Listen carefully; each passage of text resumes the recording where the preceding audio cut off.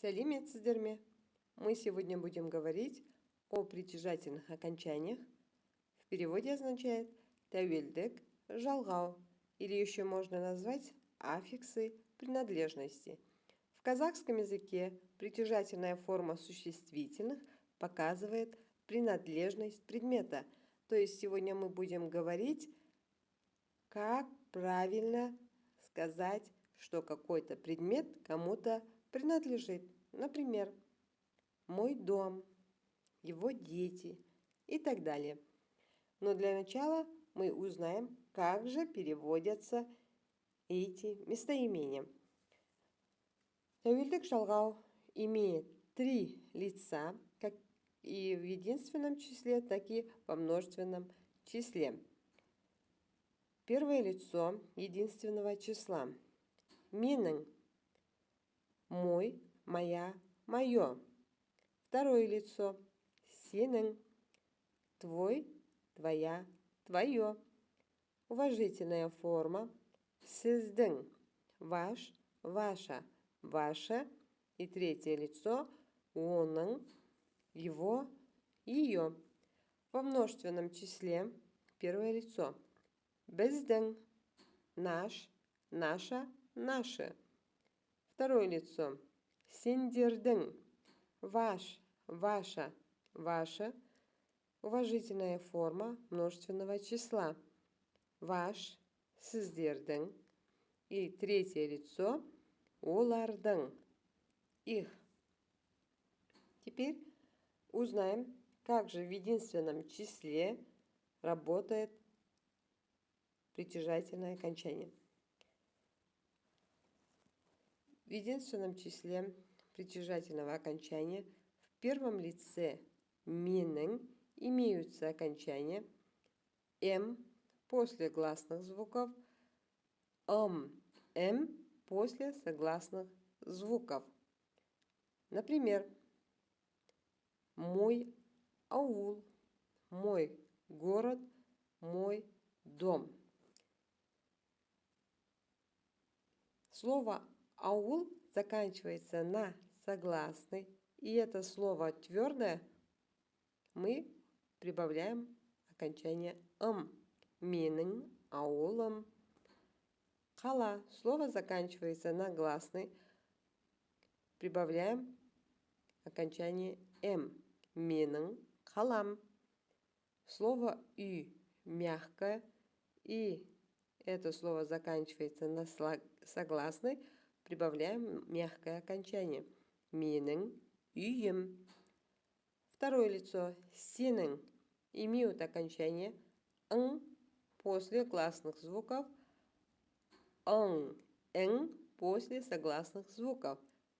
Например, сенің ауылың, сенің қалаң, сенің үйің. Сіздің уважительная форма второго лица имеют окончание после гласных звуков ңыз, ңіз, после согласных звуков ыңыз, іңіз. Например, сіздің ауылыңыз, сіздің қалаңыз, сіздің үйіңіз.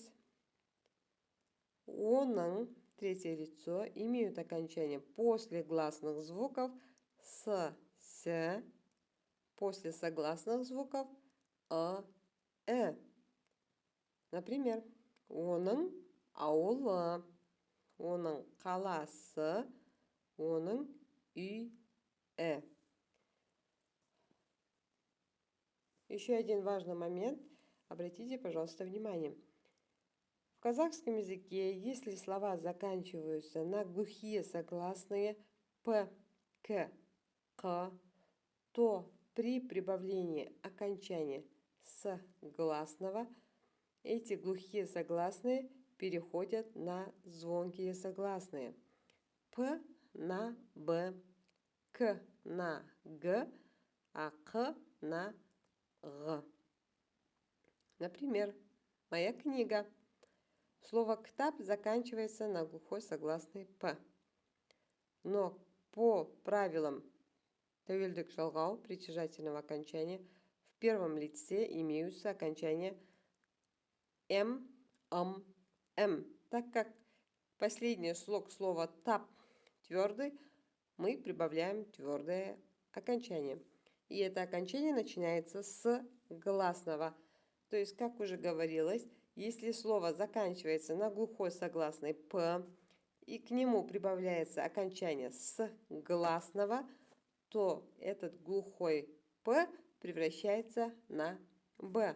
То есть получается у нас «ктабым». Минен «ктабым», а не «ктабым». Точно так же «менің дөңгелегім», «менің қонағым», «менің добым». Теперь хочу вам рассказать о конструкции «у меня что-то есть» или «я что-то имею». Например, «у меня есть родители», «у меня есть дом» и так далее. В русском языке конструкция «у меня что-то есть» применима к одушевленным и к неодушевленным предметам. А в казахском языке мы к одушевленным предметам используем конструкцию «менің бар», а к неодушевленным предметам используем конструкцию «менде бар». Например, «у меня есть семья». В этом предложении слово «у меня» вообще в прямом переводится как «менде».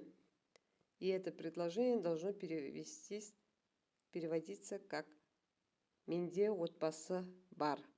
Но, как мы уже говорили ранее, что если слово одушевленное, мы не можем использовать конструкцию «менде».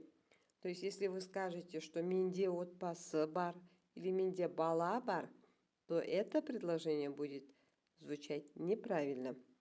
Мы это должны говорить «менің отбасым бар». «Менің балам бар». «Менің досым бар». «Менің атам бар». «Менде ит бар». «Менде кітап бар». «Менде үй бар». Еще один важный момент. Когда мы хотим показать, что у нас что-то есть и оно является собственным, мы применяем конструкцию «менің бар».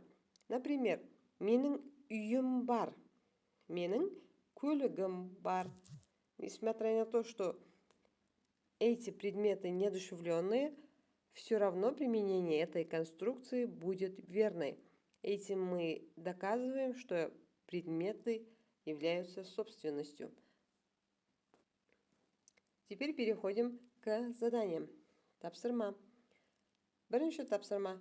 Напишите два предложения на конструкцию «менің бар» и два предложения на конструкцию «менде бар». Екінші тапсырма.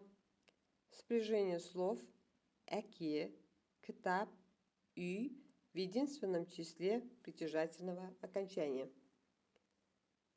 И третье задание. Вместо многоточек вставьте окончание принадлежности и дополните предложение. Прочитайте. Сәттілік.